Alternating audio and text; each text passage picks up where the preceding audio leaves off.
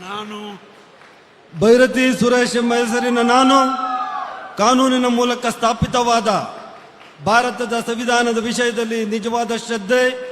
ಮತ್ತು ನಿಷ್ಠೆಯನ್ನು ಹೊಂದಿರುತ್ತೇನೆ ಎಂದು ನಾನು ಭಾರತದ ಸಾರ್ವಭೌಮತ್ವವನ್ನು ಮತ್ತು ಅಖಂಡತೆಯನ್ನು ಎತ್ತಿ ಹಿಡಿಯುತ್ತೇನೆ ಎಂದು ಕರ್ನಾಟಕ ರಾಜ್ಯದ ಮಂತ್ರಿಯಾಗಿ ನನ್ನ ಕರ್ತವ್ಯಗಳನ್ನು ಶ್ರದ್ಧಾಪೂರ್ವಕವಾಗಿ ಮತ್ತು ಅಂತಃಕರಣಪೂರ್ವಕವಾಗಿ ನಿರ್ವಹಿಸುತ್ತೇನೆ ಎಂದು ಭಯ ಅಥವಾ ಪಕ್ಷಪಾತವಿಲ್ಲದೆ ರಾಗದ್ವೇಷವಿಲ್ಲದೆ ಎಲ್ಲ ಬಗೆಯ ಜನರಿಗೆ ಸಂವಿಧಾನಕ್ಕೆ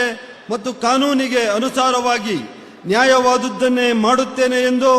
ದೇವರ ಹೆಸರಿನಲ್ಲಿ ಪ್ರಮಾಣ ಮಾಡುತ್ತೇನೆ ಹಾಗೂ ಶ್ರದ್ಧಾಪೂರ್ವಕವಾಗಿ ಪ್ರತಿಜ್ಞೆ ಮಾಡುತ್ತೇನೆ. ನಾನು ಭೈರತಿ ಸುರೇಶ್ ಎಂಬ ಹೆಸರಿನ ನಾನು ಕರ್ನಾಟಕ ರಾಜ್ಯದ ಮಂತ್ರಿಯಾಗಿ ನನ್ನ ಪರ್ಯಾಲೋಚನೆಗೆ ತರಲಾಗುವ ಅಥವಾ ನನಗೆ ತಿಳಿದು ಬರುವ ಯಾವುದೇ ವಿಷಯವನ್ನು ರಾಜ್ಯದ ಮಂತ್ರಿಯಾಗಿ